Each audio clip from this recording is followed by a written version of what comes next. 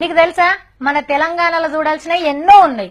పేరుపోయిన గుళ్ళు, గోపురాలు, రాజుల కోటలు, ఎనకటి బుర్జులు, పచ్చటి అడవులు, పారే నదులు, దుంకే జలపాతాలు, కానీ విందు చేసే ప్రకృతి అందాలు దేనికదే సాటి.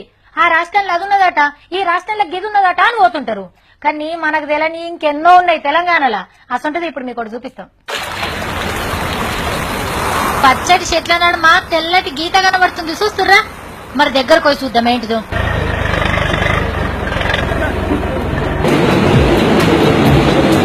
బాప్రే, పాలధార లెక్కనే ఉన్నది కదా. ఎంత ఎత్తుకెళ్లి నీళ్లు దుంకుతున్నాయో చూడుర్రి. 700 అడుగుల ఎత్తు నుంచి జాలు వారుతున్న ముత్యాల జలపాతం ఇది.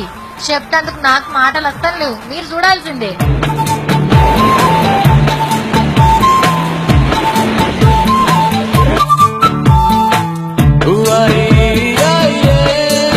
తెలంగాణ, ఛత్తీస్గఢ్ రాష్ట్రాల నడుముండే గుబూరు అడవిలుంటది ఈ జలపాతం.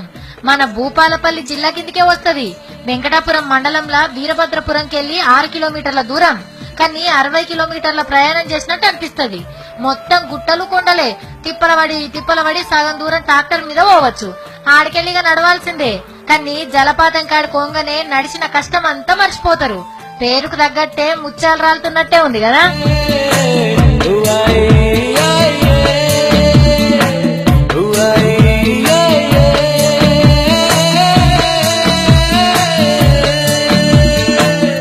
తెలంగాణలో ఇంత అందమైన జలపాతం ఉన్నది ఎవ్వరికి సక్క తెలియదు. మన V6 టీము రిస్క్ తీసుకొని పోయి ముత్యాల జలపాతాన్ని మనం ముంగడికి తెచ్చిండ్రు. చుట్టుపక్కలు ఇప్పుడిప్పుడే వస్తుర్రు. తోబా సక్కగా చేస్తే తెలంగాణకు ఇంకో ఖతర్నాక్ టూరిస్ట్ జాగా దొరికినట్టే.